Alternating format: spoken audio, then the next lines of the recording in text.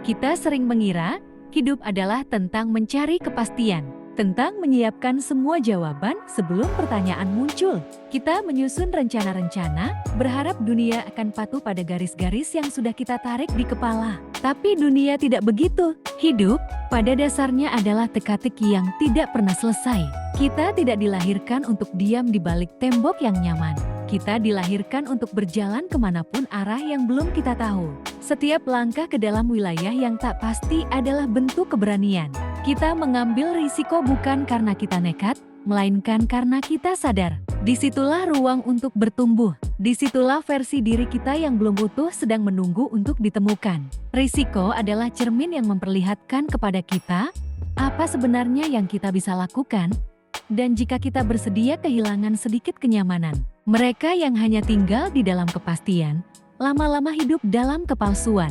Karena kepastian yang tak pernah digugat, seringkali hanya bentuk penyangkalan yang rapi. Kita bertahan di zona aman karena takut gagal, takut kehilangan, atau takut berubah. Tapi bukankah kita akan kehilangan lebih besar jika seumur hidup hanya jadi versi setengah dari diri kita sendiri?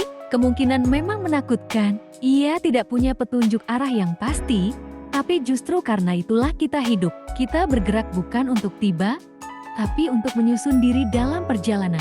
Dan di setiap belokan yang tak terduga, kita menemukan serpihan yang membuat kita lebih utuh. Keberanian, luka, harapan, dan kadang cinta yang tidak kita rencanakan. Jadi, jika hari ini kamu ragu, jangan tunggu sampai segalanya jelas. Dunia tak pernah sepenuhnya terang, tapi kamu bisa melangkah juga.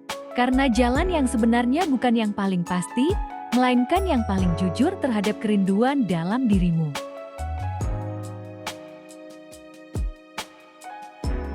Kita sering berjalan dengan kepala penuh beban dari hari kemarin. Padahal hari kemarin itu tidak bisa diulang, tidak bisa diubah, tidak bisa kita hampiri kembali walau hanya untuk sekedar berkata, maaf atau terima kasih. Tapi kita bisa belajar darinya, belajar pelan-pelan, seperti anak kecil yang mulai bisa membaca huruf satu persatu.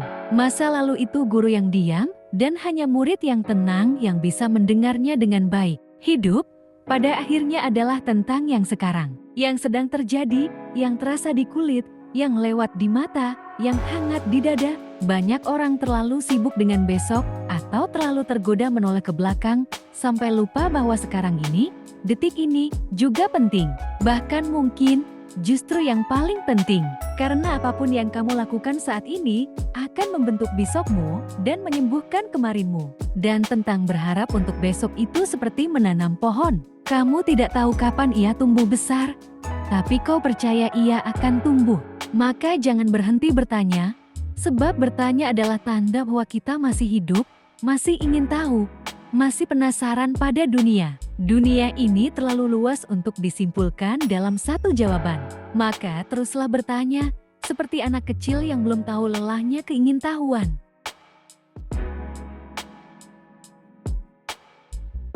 Hidup pada akhirnya akan berakhir menjadi cerita. Mungkin tidak ditulis di buku harian atau dipajang di museum, tapi tersimpan di kepala sendiri dalam bentuk potongan-potongan kenangan. Kita tahu, tidak semua hari terang, dan tidak semua waktu menyenangkan.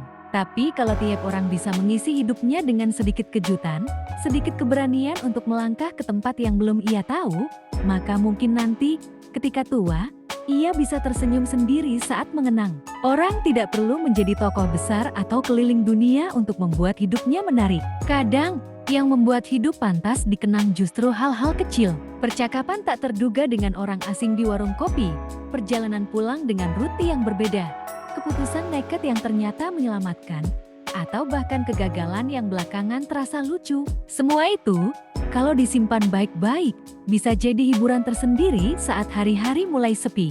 Maka jangan terlalu sibuk mengejar yang besar, sampai lupa bahwa hidup juga butuh warna. Lakukan sesuatu yang baru sekali-sekali. Pergi ke tempat yang belum pernah kau datangi. Dengarkan lagu yang dulu kau benci, dan tulis surat untuk diri sendiri. Karena kelak, yang kita punya hanyalah ingatan. Dan alangkah sayangnya kalau hidup terlalu datar untuk dikenang.